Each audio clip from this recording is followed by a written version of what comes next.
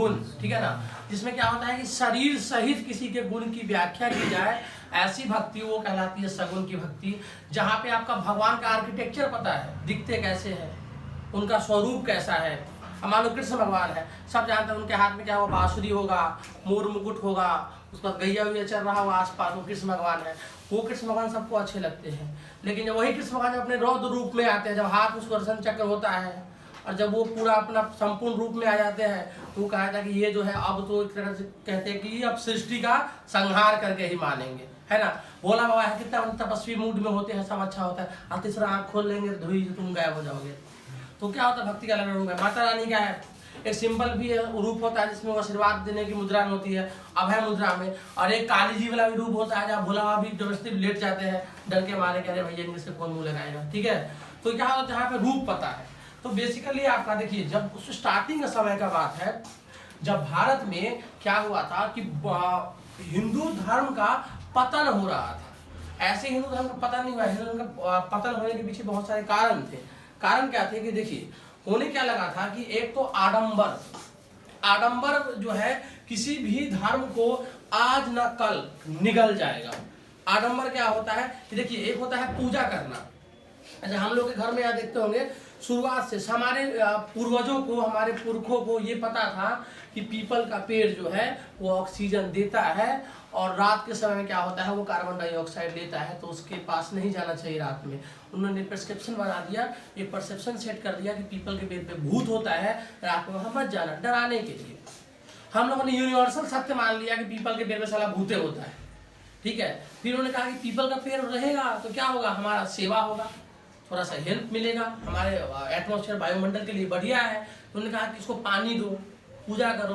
तुम देखना ससुर के पूजा पानी का दूर की बात हो जाए, गुड़, मिठा, चंदन, सिंदूर, अगरबत्ती, धागा होगा, बांध करके उसको नाश कर दिया, पेड़ जाता है सूख। वो हो जाता है आडंबर, जहाँ पे कोई भी चीज अगर अपने धर्म का मार्ग से भटक जाए, धर्म को सही मार्ग पे दिखाने का जो शुरुआत होता है वो श्रीमद् भगवद गीता से होता है, जहाँ भगवान स्वयं कहते हैं कि तुम क्या कहो, कर्म प्रधान बनाया उन्होंने धर्म को, कर्म प्रधान, कि अपने कर्म पर ध्यान दो। तुम ज्यादा जोड़ी नहीं है कि तुम 24 घंटा क्या कहते हो उसको, जबरदस्ती घंटी डुलाते रहो, अब मन मन गिराते रहो, फलाना पैसे कमा गया है, सलाह ज्यादा गाली देते रहो उसको। ऐसा नहीं होता धर्म। धर्म क्या है कि आप अपना कर्म करते रहिए, कर्म फल आपको मिलेगा, और यही सही मामले में धर्म है। ये धर्म का सही रास्ता दिखाया। तो साउथ के परिवेश में क्या हुआ कि बहुत सारे जो कि सब कोई प्रॉपर ज्ञानी हो ये जरूरी नहीं है, लेकिन सब तक धर्म पहुंचे वो बहुत जरूरी है, कि सब तक धर्म का मार्ग पहुंचे, सब धर्म को जागे। अब मान लो सब ज्ञानी नहीं हो सकता है संसार में, सब तक सब कुछ नहीं पहुंच सकता है। कुछ लोग कहते हैं 33 करोड़ देवता होते हैं, हाँ ठीक है, तुम जो कहते हो अच्छा है। कुछ लोग कहते हैं अरे भगवान है तो फलना का है ना, बचा लिए, अच्छा बहुत बढ़िया है, अच्छी बात है। आस्था पर डिपेंड करता है। तुम हम कहोगे भैया और हम कहना पास करा, आपको मेरे पास आस्था है, आपको मेरे में विश्वास है, विश्वास है जरूर पास हो जाओगे। अब विश्वास ही नहीं है, बड़ा भैया मास्टर बने फिर रहे, वो कहना टॉप करा दिए, तो विश्वास ही नहीं है। जिसको विश्वास है टॉप कर जाएगा, वो करते भी आ रहे हैं। डिपेंड करता है विश्वास होने का। वही भगवान के साथ भी वही कॉन्सेप्ट है कि आपका विश्वास कैसा, कितना है, कैसा है। तो शंकराचार्य जो थे, आदि शंकराचार्य, उन्होंने देखा कि ऐसे धर्म जो है, इस तरह धर्म जो है टूट जाएगा। उन्होंने भगवान के स्वरूप को बदल दिया। कैसे बदला? उन्होंने कहा कि हम एक ईश्वरवाद के सिद्धांत पर रहेंगे हम। तो वहां पे क्या हुआ, एक अलग सा आंदोलन छिड़ा अलवार और नैनार का। देखिए, अलवार से हो जाते हैं विष्णु और नैन से होता है नैनार। तो नैन, तीन नैन किन के हैं? भगवान शिव के हैं। तो अलवार और नैनार, ठीक है ना। लेकिन ये तो आपका भक्ति के लाइन में। जब हम सूफी में आते हैं, जहाँ ईश्वर का कोई रूप ही नहीं होता है, जैसे कबीर की है, वो सूफी के बहुत बड़े कवि थे। उन्होंने सूफी के बहुत बड़े फिलोसफर थे, जानकार थे। वो क्या कहते थे कि मन है चंगा तो कठौती में गंगा, की जरूरत ही नहीं गंगा जी जाने के लिए। मन आपका, सॉरी, रविदास कहते थे कि मन है चंगा तो कठौती में गंगा, ठीक है ना। फिर वो कहते थे कि पोठी परत परत जगमोहा, पंडित भया न कोई, 28 आखर प्रेम के पठे सो पंडित होए।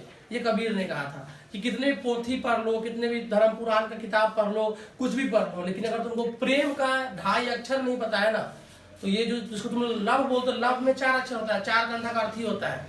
तो लव नहीं करना है, प्रेम करना है। प्रेम बहुत सात्विक चीज होता है।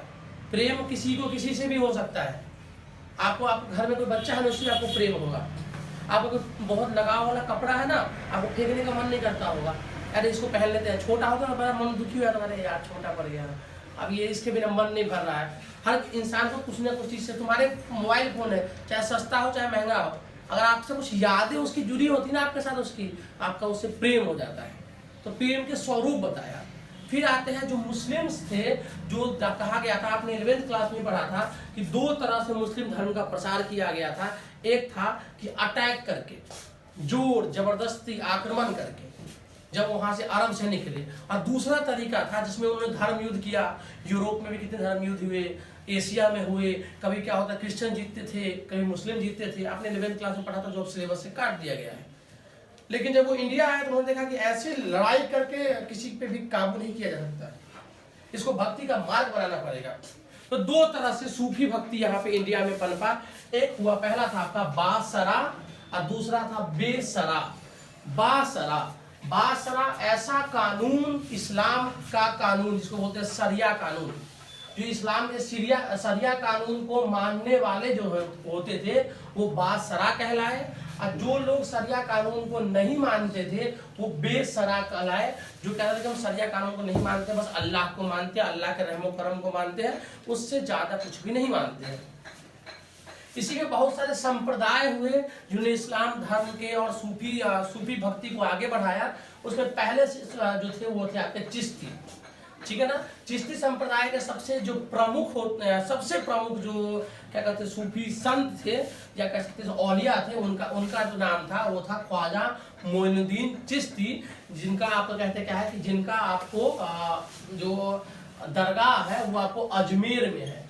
अजमेर जाइएगा आप लोग तो वहाँ ख्वाजा, वो गाना था, ख्वाजा मेरे ख्वाजा दिल में समझ सालों का जादू अली का सहजादा, है ना। तो गाना है जोधा अकबर सिनेमा में, ठीक है। तो ख्वाजा ख्वाजा वाला गाना है, उसमें देखिएगा खूब ख्वाजा ख्वाजा का जिक्र होता है। उनका नाम होता है ख्वाजा मोइनुद्दीन चिश्ती, ध्यान रखिएगा। क्या नाम था उनका? ख्वाजा मोइनुद्दीन चिश्ती। जो चिश्ती संप्रदाय के प्रमुख गुरु थे, इनको बहुत सारे राजा महाराजा और मुगल के या दिल्ली सल्तनत के बहुत सारे राजाओं का भी संरक्षण प्राप्त था, ठीक है ना। इन्हीं के लिए वो जो वहाँ पे दरगाह बना हुआ, हिंदू मुसलमान सब जाते हैं। हम आज तक नहीं गए, कभी आशा करते कभी नहीं जाए, ठीक है। तो उसमें तो तुम्हारा बख्तियार तुम मोइनुद्दीन चिश्ती साहब थे, ठीक है ना। अब चिश्ती साहब के जो तुम्हारे 2 अनुयायी थे प्रमुख तौर पे, एक था आपका बख्तियार काकी और एक था आपका बाबा फरीद, ठीक है ना, ध्यान रखिएगा। लेकिन ये जो बख्तियार काकी और बाबा फरीद थे ना आपके, इसमें आपका जो बख्तियार काकी साहब थे ना, बख्तियार काकी जो थे, इनका एक चेला था और उस चेला का नाम था आपका कुतुबुद्दीन ऐबक, याद रखिएगा। बख्तियार काकी के चेले का नाम था कुतुबुद्दीन ऐबक। आप देखिए 1186 से 1236 तक का दौर है, और यही 1236 में 1206-8 के दौर में कुतुबुद्दीन ऐबक गुलाम वंश का पहला राजा बना था दिल्ली सल्तनत का। तो याद रखिए कुतुबुद्दीन ऐबक था। और कुतुबुद्दीन ऐबक बख्तियार काकी के ही याद में तुम्हारा क्या कहते हैं उसको, कुतुब मीनार जो है, कुतुब मीनार का निर्माण करवाया था कुतुबुद्दीन ऐबक ने। किसकी याद में कराया था? अपने गुरु बख्तियार काकी की याद में करवाया था, ठीक है ना। और दूसरे थे बाबा फरीद, ये बहुत ही सूफी संत थे, जिनके बारे में गुरु ग्रंथ साहिब में भी इनके बहुत सारे गुरुवाणी है, इनका जिक्र किया गया है, ठीक है ना। फिर आपके आते हैं जो चिश्ती जो थे, उनके दूसरे जो प्रमुख शिष्य थे, उनका नाम था निजामुद्दीन औलिया, है ना। इनका नाम सुना, हजरत निजामुद्दीन सुना होगा। तो ये निजामुद्दीन औलिया थे। इनके बारे में बहुत सारी कहावत भी कही जाती है कि जब दिल्ली सल्तनत का जो राजा था अब तुगलक वंश का, उसका नाम था गयासुद्दीन तुगलक। गयासुद्दीन तुगलक को जब खबर हुआ कि इनके पास बहुत ज्यादा धन संपत्ति है, बहुत ज्यादा जमीन है, रकबा है, तो इनके पास उसने मैसेज पहुंचाया कि हम आ रहे हैं आपका धन संपत्ति जमीन रकबा की जानकारी लेने के लिए, आप जो है डेटा कलेक्शन करवा के रखो, हम जानना चाहते हैं आपके पास इतना संपत्ति आया कहाँ से। तो उन्होंने कहा था गयासुद्दीन तुगलक को कि दिल्ली अभी दूर है, ये डायलॉग उन्हीं का दिया हुआ है कि दिल्ली अभी दूर है। वो रास्ता में आया, ससुरा वहीं पे मर गया, गिर गुरा गया, मर गुरा गया वहीं रास्ते में, ठीक है ना। तो इसके लिए कहा था बहुत ज्यादा वो पहुंचे हुए फकीर में से थे। और फिर उनके चौथे शिष्य थे, उसका नाम था चिराग दिलहरी। दिलहरी का मतलब होता है दिल्ली को, दिलहरी या दिल्ही बोलते थे पहले, दिल्ही बोलते थे ऐसे। दिल्ली बोलते थे अंग्रेजों के टाइम पे ही। तो चिराग दिल्हवी जो थे वो दिल्ली के ही थे, ये इनके प्रमुख शिष्यों में से एक थे। चिश्ती के बाद जो दूसरे आते हैं जो इनके बासरा में है वो है सुहरावर्दी। और सुहरावर्दी संप्रदाय के आपके जो मेन है वो उनका नाम है शाहबुद्दीन सुहरावर्दी, जो इनके स्थापना किया था इस संप्रदाय का सूफी में। तीसरा है उनका नाम है कादिरी है, ध्यान रखिएगा। कादिरी जो है उसके है शेख बब्बुल कादिरी, जिन्होंने बासरा का ये तीसरा वाला का जो थे प्रमुख थे। और चौथा है नक्शबंदी, उनका जो मेन था उनका नाम था बकी बिल्लाह नक्शबंदी, पूरा नाम था बकी बिल्लाह। हंसते का है, नाम है तो नाम है बकी बिल्लाह, अगर बाप का मर्जी ना जो मर्जी नाम उसका रखे तो बकी बिल्लाह क्या गलती उसकी। तो बकी बिल्लाह जो था ये उनका नाम था। देखिए बहुत सारे लोग जो होते हैं वो इस्लाम को भी मानने वाले, वो नहीं मानते हैं मजार वगैरह को। वो कहते हैं कि हम जो अल्लाह के अलावा कहीं और सर नहीं झुकाते हैं। तो उसमें क्या होता है कि कुछ लोग हैं जो इस्लामी कानून को नहीं मानते हैं, कुछ लोग मानते हैं। इनका जो सिलसिला था भारत में, इनका आपने देखा होगा, आपने निजामुद्दीन, हजरत निजामुद्दीन का नाम सुना होगा आपने। ये निजामुद्दीन जो हजरत निजामुद्दीन जो दिल्ली में है वो इन्हीं का दरगाह है। और वहाँ पे बहुत सारे लोग आज भी जाते हैं, मन्नत मांगते हैं, धागा वागा बांधते हैं, ठीक है ना। तो वहाँ पे ये क्या है कि इन्होंने सूफी के माध्यम से, गायन के माध्यम से और बिना हिंसा किए हुए लोगों को इस्लाम धर्म के प्रति जागृत किया। और जहाँ बताया कि अल्लाह के कोई रूप नहीं होते हैं, अल्लाह सब जगह मौजूद है। और उनकी जो बातें थी, जो कुरान की बातें, जो हदीस की बातें, उन बातों को जगह जगह गीत संगीत के माध्यम से पहुंचाया। क्योंकि बहुत सारे लोग संगीत को इस्लाम में हराम माना जाता है। तो कहते हैं गाना ना सुनना हराम वाला काम होता है, वो काम हराम ही करता है जो गाना सुनता है, ठीक है ना। इसलिए इस्लाम के असली मानने वाले लोग जो है वो गाना गुना नहीं सुनते हैं। शायद शाहरुख खान से इस्लाम नहीं मानता या उसके मानने वाले इस्लाम नहीं मानते होंगे, हमको ये लगता है। ऐसा तो हीरो हीरोइन डांस नाच गाना करता है, गाना वाना गाता है। तो अगर असली इस्लाम का माना जाए तो शाहरुख खान मुसलमान फिर नहीं हुआ, या फिर जो शाहरुख खान को फॉलो करते हैं मुसलमान, वो भी मुसलमान नहीं होने चाहिए। अगर हम कुरान की बात को सर आंखों पे रखें तो कहा जाता है कि संगीत हराम है। तो उसमें कहा जाता है कि ये मतलब हर धर्म का होता है कि संगीत सुनने से क्या होता है, मन थक जाता है। दूसरा, चित्र बनाना भी हराम है। आपको पता होगा कि जब अकबर के दरबार में चित्र की बात हुई थी कि वो फोटो बनाया जाए या चित्रकला बनाया जाए या दीवारों पे चित्र उतारा जाए, तो बहुत सारे जो मौलाना थे उनका कहना था कि इस्लाम के अनुसार और कुरान के अनुसार ये हराम है, आप चित्र नहीं बना सकते हैं। लेकिन आजकल देखो, आजकल सब कर रहा है। आजकल कौन सिस्टम को फॉलो करता है, ठीक है ना। तो इनका मेनली काम क्या था कि वो एक तरह से क्या था कि इस्लाम के प्रचार करना और जगह जगह जो है दीनों ईमान की बातों को फैलाना, ठीक है। समझ में आया आपको। तो ये थे आपके सूफी के जो प्रमुख संत से, जो मुस्लिम कम्युनिटी से खासकर बिलोंग करते थे, जिनमें बाबा फरीद जो थे, इनका नाम बहुत ज़्यादा है क्योंकि ये थोड़ा सा एक तरह से सेकुलर टाइप के थे। मतलब ये बहुत अमन पसंद है, सब तो ठीक ठाक ही थे लेकिन ये कुछ ज़्यादा, इनको मैं फॉलो करता हूँ। ये बहुत अच्छा थे, ये बहुत अच्छे थे, इनकी बहुत सारी बातें हैं जो आज भी मेरे हाथ में होती है। आपको सुना होगा कि जो अकबर का जो गुरु था, वो जब जिसने अकबर को पाला था, वो जब अकबर के लास्ट टाइम पे उसको, जब वो अजमेर ही जा रहा था तो इसी जाने के टाइम पे उसको मार दिया गया। इन सब के नाम के साथ देखिए, याद रखिएगा आपको, अजमेर शरीफ लगता है, सुना होगा आप लोगों ने।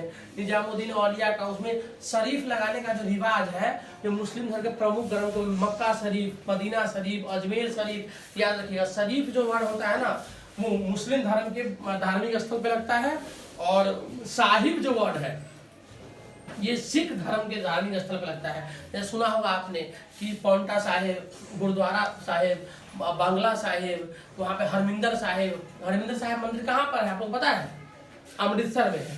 अब बांग्ला साहिब आपका दिल्ली में है, पौंटा साहिब उत्तराखंड और हिमाचल के बीच में है, ठीक है ना। तो वहाँ पे गुरुद्वारों में लगता है शरीफ, और गुरुद्वारों में लगता है साहिब, और मुस्लिम धर्म के जो बड़े बड़े धार्मिक स्थल है, जो मजार वगैरह है, वहाँ पे लगता है शरीफ, ठीक है। Thank you.